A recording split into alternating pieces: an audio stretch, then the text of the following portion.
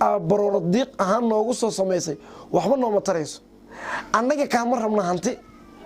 kaama rabna hees waxaan ka rabnaa walaaltinimo oo kaliya waxaan u taaganahay oo kaliya inaana tusiso walaaltinimadaada iyo jaceelka dhalinyarada Soomaalinimo waxay tahay dadkaaga lama kala jeclaado. السلام عليكم ورحمة الله وبركاته أصحابتي قيمي قدرت إن نجم مدن آدم سلام يا هالك نجل صوتنا ومنزل ميديا فضلنا هدية نجوا صوتنا سبسكرايب نصان هدية ترى نجوا صارتينا مع سند تيم منزل ميديا يا دمان أنت هذا نجوا صبير دونت آدم سلام يا وإن شاء الله إن نجوا صبيرتان نكل سنين عن نص ميسان دت كل جود ليرنا يا وقت والبفيديو ده وصورنا وايدينك كقدم واحد إيدين وضاحك أولس محمد سعيد بيكي oo sidaan wada ognahay nin cunzuri ah oo ilaa ay hadda murugadeeda ilaa hay'adda socota horta midka ugu horeyso ummadda Soomaaliyeed culayska Allah ka qaado waxa jirta in musiibo kale ay dhacday ka dhacday ex control afgooye taasi oo ku dhamaadeen dhamaan ummad muslimiin ah wadaasi janna Allah siiyo qabrigoodana Allah u waasiyo waxa jirta Maxamed Saciid Bikey in uu xaflad u qabanayay oo ka sheegay sidatan waayo haday u ogolaadaan itiraafkooda qaraxa iyo dhibaataduna way ka baxaysaa waa walaalahood Muqdisho hadii la iga maqlay waxa loo lahaa Soomaaliland sidaaya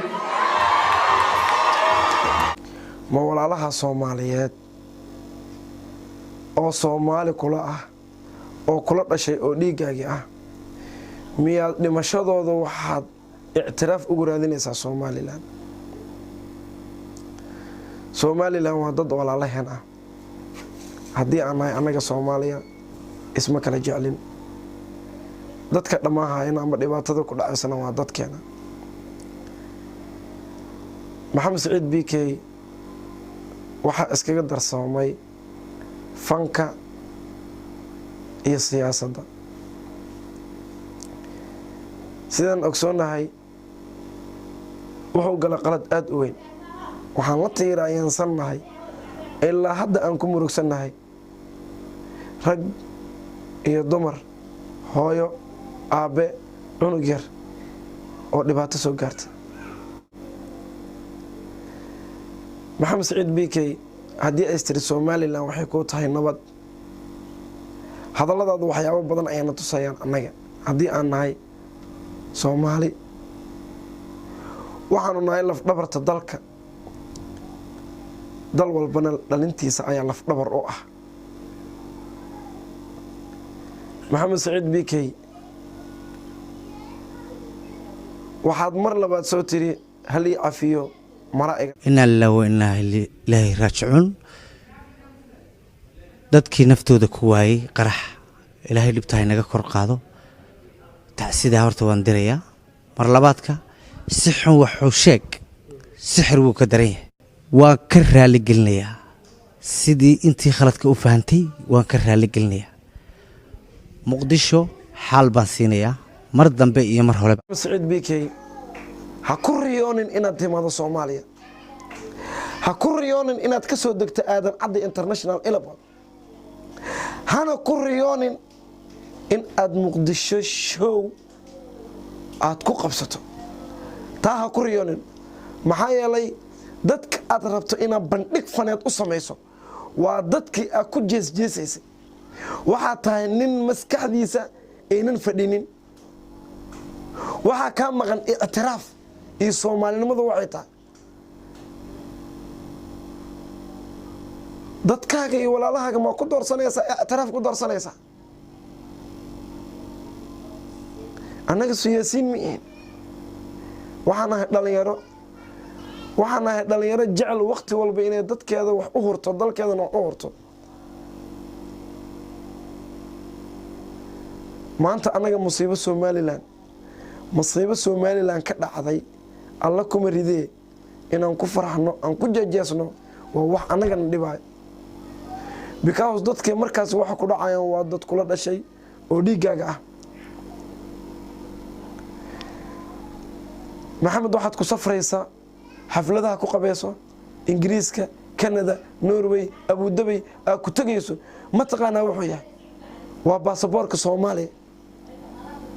waxaa taa nin Soomaali ah haddana waxaa taa nin damiir laawo ah waxaa taa nin maan aqoonin dadkiisa iyo dalkiisa waxba iskaga ka daran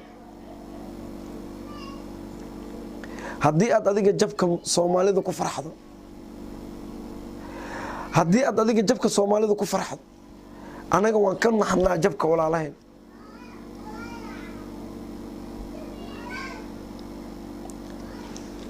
waxaan dareemayaa inaad tahay nin jabka Soomaalida ku farxa